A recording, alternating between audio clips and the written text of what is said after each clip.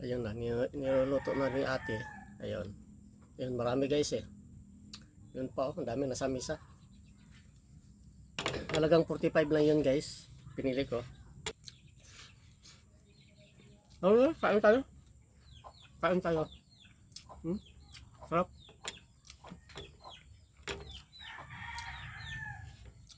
Kakunti lang nilagay ng okra ni ate. Ito lang ang nadami nito.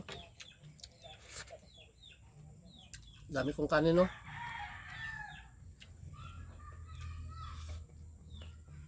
Shout out kay Ate Analisa Maaba Marillo.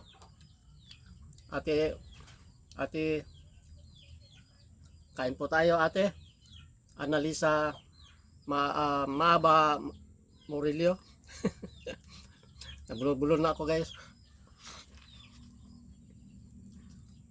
Kain tayo ate. Ate Analisa.